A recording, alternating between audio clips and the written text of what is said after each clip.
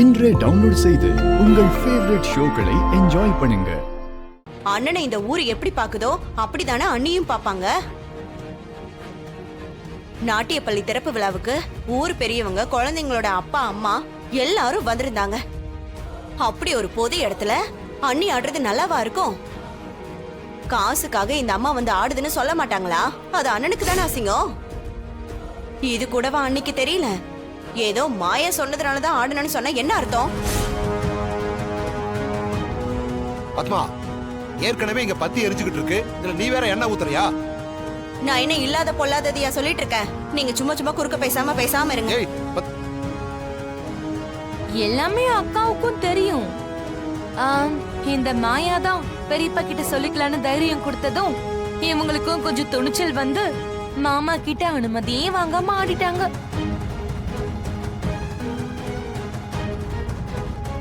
ஆனா இப்ப மாமாக்கு தானே சங்கடம். அது பொது இடம், அங்க நிக்க முடியாம அப்படியே அவமானத்திலே கிளம்பி வந்துட்டாரு.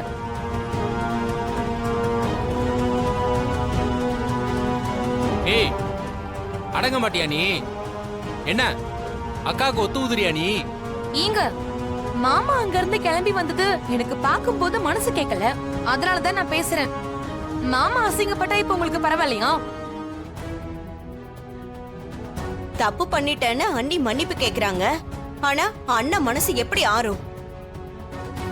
இன்னைக்கு மன்னிச்சிருங்கன்னு சொல்லிட்டு நாளைக்கு மறுபடியும் மாயா சொன்னா, சீனு சொன்னான்னு சொல்லி நாளைக்கே நாட்டிய பள்ளியில ஆட மாட்டாங்கன்னு என்ன நிச்சயம்? இல்லங்க, இனிமே நாட்டிய பள்ளி பக்கம் கூட நான் போக மாட்டேன். எக்காரணத்து கொண்டும் நாட்டியம் ஆட மாட்டேன். கால சலங்கையும் கட்ட மாட்டேன்.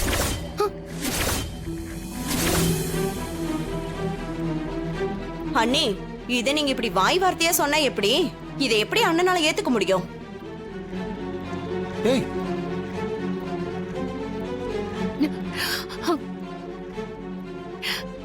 சத்தியமா சொல்றேங்க, இனி நான் நாட்டியமும் ஆட மாட்டேன், என் கால சலங்கையும் கட்ட மாட்டேன். இது நான் கும்பிடுற சாமி மேல சத்தியம்.